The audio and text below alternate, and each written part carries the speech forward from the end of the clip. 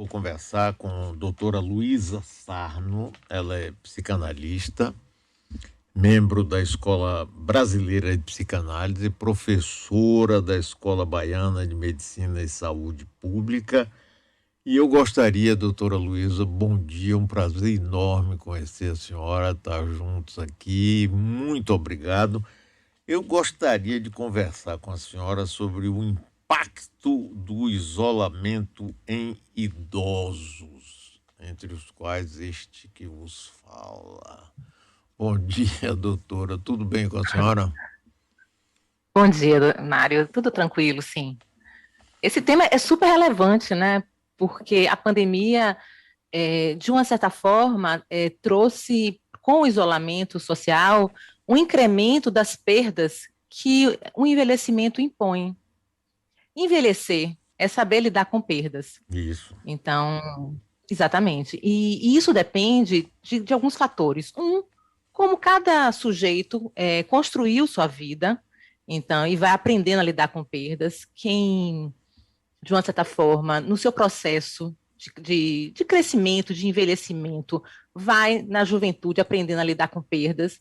Ao envelhecer, consegue reinvenções, humor também, investimento de trabalho, investimento de família, tudo isso é uma rede que dá um suporte para o sujeito envelhecer bem. Então, o mais importante é saber que envelhecer não é doença. É um processo natural e cada um vai construir a partir dos seus recursos subjetivos, da rede social e da conjuntura social também. Rede social é o que cada um constrói, certo? E a conjuntura social é o que a gente está vivendo agora com a pandemia. Então, a pandemia impôs algo de um isolamento que, para as pessoas idosas, muitas delas foi devastador. Assim, na minha experiência clínica, alguns idosos, inclusive, que estavam, de uma certa forma, compensados com relação à questão de um processo de demenciamento, a partir da pandemia e do isolamento social, demenciaram rapidamente. Doutora, é, eu sei bem disso. Por exemplo, antes da pandemia, eu hoje estou com 77 anos. Tenho várias comorbidades, já fiz inúmeras cirurgias até recentemente e tal. Mas eu era muito ativo, eu trabalhava, vinha trabalhar aqui muitas horas. Eu tenho filhos, três filhos que moram no exterior, um em São Paulo, somente um aqui. Eu viajava para lá para ver eles, viajava para aqui, para lá. Sempre tinha muitas coisas, né? E uma rede social de amigos que eu recebia para almoçar, para jantar, etc. De repente, acaba isso tudo. Eu estou dando um exemplo meu aqui, só com ilustração. E a gente sente que a solidão passa a ser muito grande e uma outra coisa, as perspectivas, como não existe uma perspectiva do fim da pandemia, agora até começa a aparecer levemente, mas durante muito tempo não tinha nenhuma. E a pessoa, o idoso, no caso meu, por exemplo, a gente começa a ver assim, bom, minha vida está acabando e está acabando desse jeito. Isso complica mais as coisas. O que é que a senhora acha disso? Eu concordo, complica sim. Mas, assim, a percepção que eu tenho, eu te acompanho também, ouvindo a rádio, é que você conseguiu se reinventar. Eu acho que o uso da tecnologia é a possibilidade de continuar, digamos assim, conectado com o mundo e atravessando a tempestade. Então, os idosos que eu acompanho, digamos assim, se arriscaram ou entrar nesse mundo digital, né? Então, alguns idosos começaram a trabalhar com Zoom, certo? Então, isso aí, inclusive, eu tenho uma experiência de idosos que conseguiram fazer encontro de família via Zoom. Então, foi a grande descoberta, certo? Então, esses idosos conseguiram atravessar, estão atravessando, na verdade, essa tempestade com melhor qualidade de vida. Mas alguns se recusam, porque essa é a diferença. Aquele que arrisca suporta errar, suporta perder, suporta não dar certo. Aqueles que têm medo do que a gente chama limite, castração, do erro, que tem uma idealização muito grande de si, tem mais dificuldade. E aí coloca que não quer saber, que não vale a pena, que é muito complicado, e desqualifica. Então, saber tirar proveito da tecnologia seria uma possibilidade para atravessar o que a gente está passando agora. Mas eu concordo, muitos idosos trazem essa questão de uma sensação de não estar vivendo. E alguns colocam, inclusive, que não pode nem comemorar o aniversário, porque não viveram. A brincadeira, olha, esse ano não vale. Eu continuo com a mesma idade, porque eu não vivi o que foi possível. Outra coisa, eu estou conversando com a doutora Luísa Sarno, psicanalista. Quando eu era jovem, o Brasil era um país de jovens e se orgulhava até disso, nacional e internacionalmente. Somos um país de jovens, país de jovens. Isso mudou e está mudando cada vez mais. A população está envelhecendo, o que é bom sinal. Nós estamos vivendo mais, estamos tendo mais oportunidades. A estrutura familiar era completamente diferente. Por exemplo, minha avó morava na nossa casa, de meu pai e de minha mãe. Hoje, não existe mais isso. Um país de idosos, não é?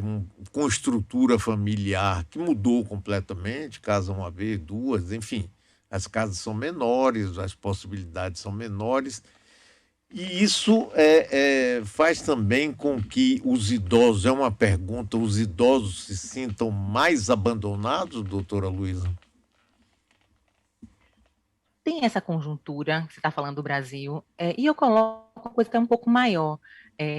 Eu acho que com as novas tecnologias, assim, o mundo mudou, certo? A gente vive num mundo muito mais acelerado, e onde essa questão de um ideal de perfeição, de completude, de sucesso, do dinheiro, certo? Está em primeiro lugar.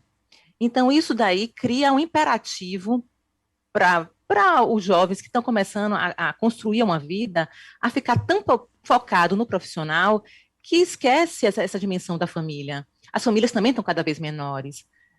E fora isso, essa mudança que a gente chama uma mudança discursiva, certo? A gente está num novo discurso que prioriza, digamos assim, o objeto. O que acontece com essa mudança? Essas novas tecnologias,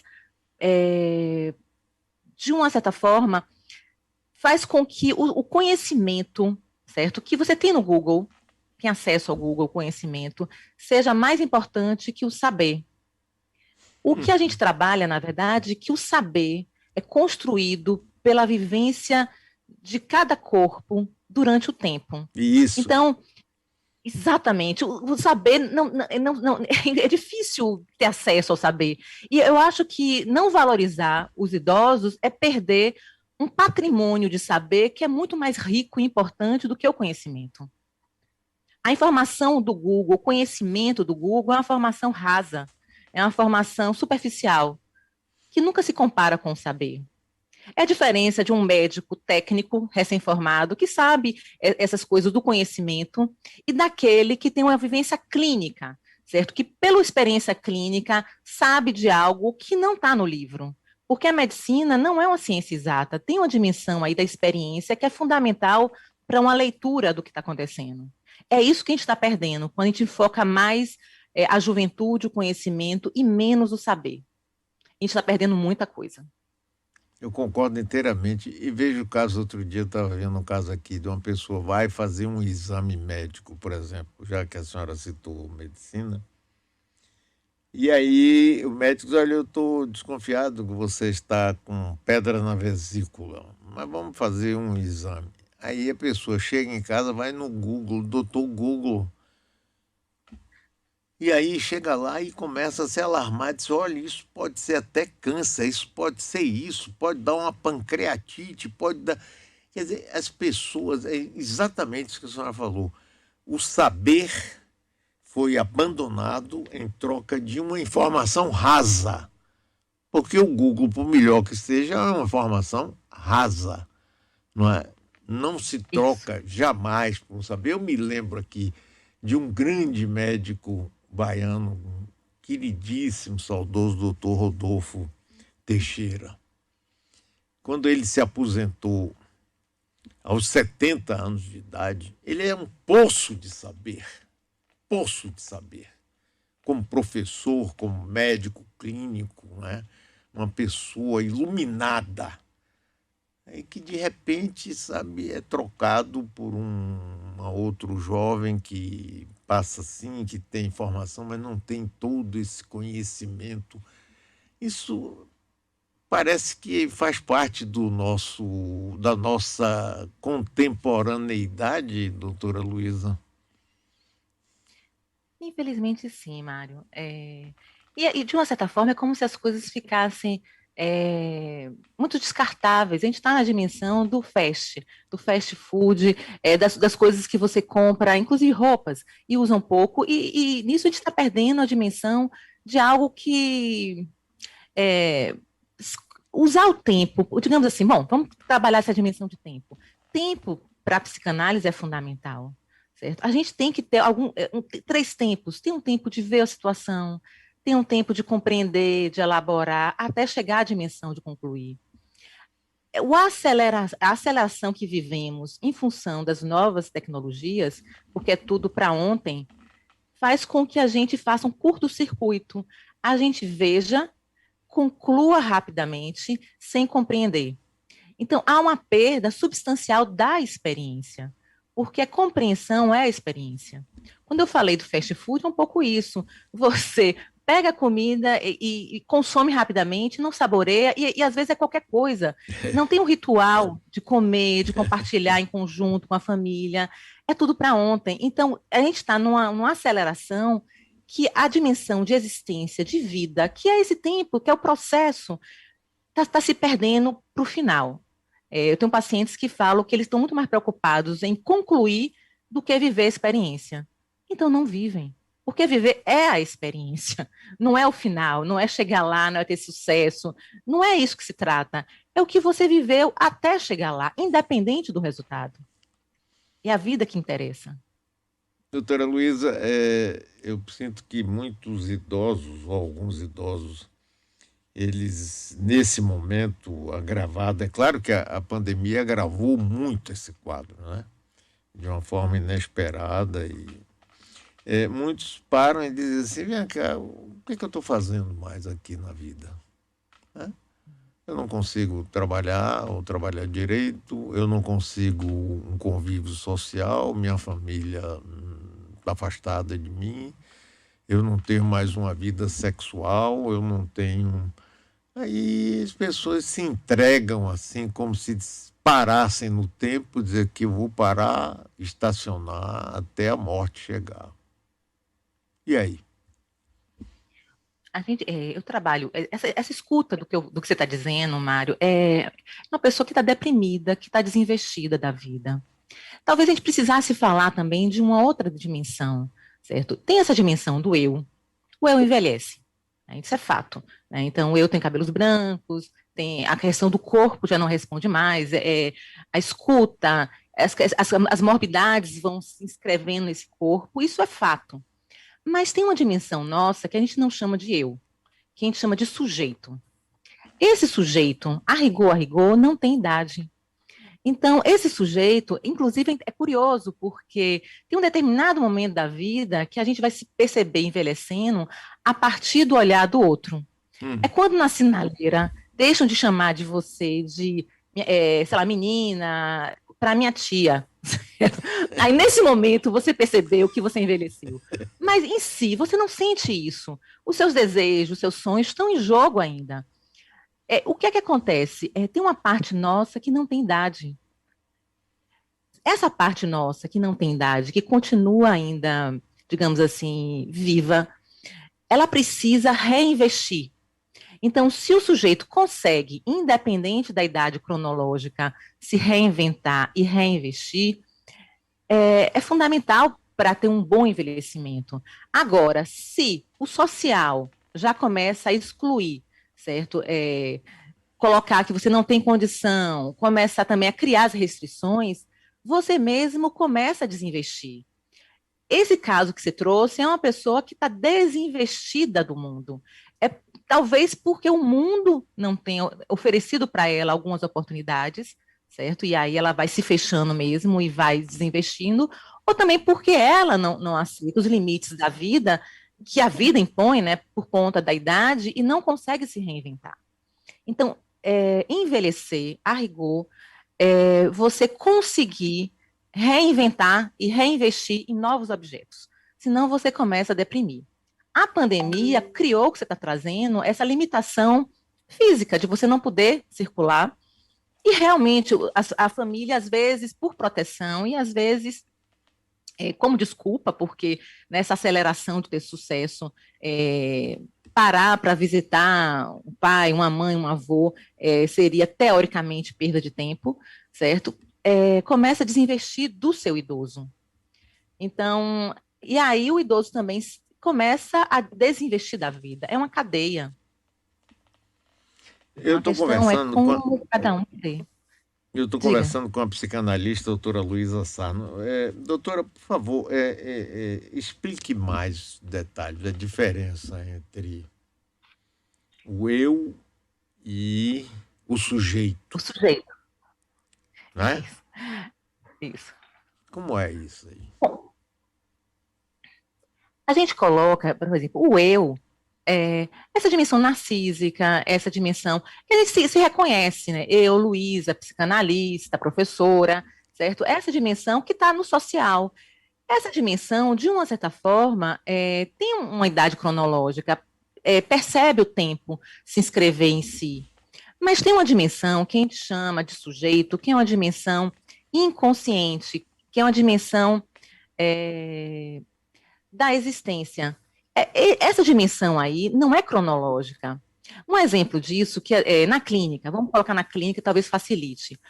Às vezes a gente atende pacientes com 70 anos, 80 anos, que fala de medos infantis, que coisas que não conseguiram passar com a idade.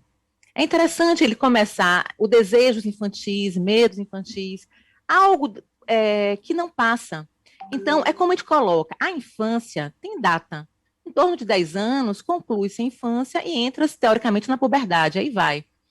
Mas o infantil, a gente carrega. O infantil são essas marcas inaugurais desse corpo com o outro, com o social, com a linguagem, que vai dar essa forma de ser no mundo. Isso não tem idade. Então, é isso que interessa para a gente, manter essa essência, esse infantil, isso que não tem idade, desejando, funcionando. E eu não sei se você já teve essa experiência de perceber que o seu desejo, é como alguns pacientes falam, eu tenho em mim uma energia, um desejo que não corresponde ao corpo que eu tenho. Ah, Talvez se eu fosse sim. uma outra forma de trabalhar.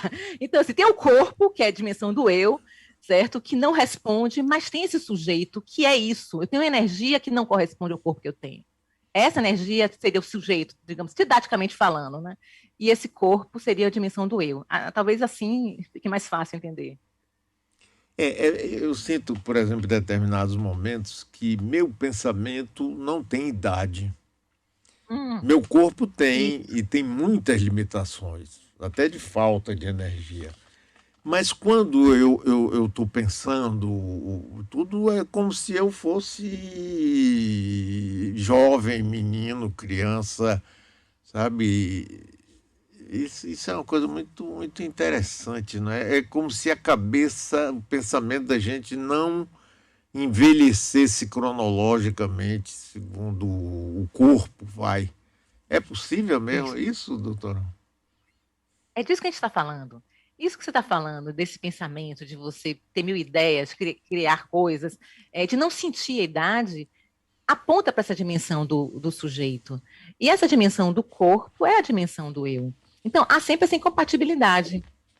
A questão é como conseguir lidar com isso, com esse descompasso de um corpo que envelhece e de uma mente que tem mil ideias, que tem energia, que deseja coisas, que sente medos infantis. Como lidar com esse descompasso? Esse é o grande mistério, esse é o grande desafio de envelhecer. É criar uma resposta confortável para lidar com esse gap. Agora, a senhora reconhece, doutora, que a pandemia trouxe problemas que agravaram muito o processo de envelhecimento das pessoas? Concordo. A pandemia foi devastador, eu acho que para as duas pontas, certo? Tanto para as crianças muito pequenas, porque não entraram na escola, não puderam socializar, e fora Isso. que os pais trabalhando em casa não puderam dar atenção suficiente para essas crianças, então gera aí também um mal-estar nessa ponta e na outra ponta também dos idosos, porque muitos idosos tinham uma rotina, certo? Que seja de levar o neto para a escola, de fazer aula de dança, de sair e viajar, tinha uma rotina e foi privada de tudo isso.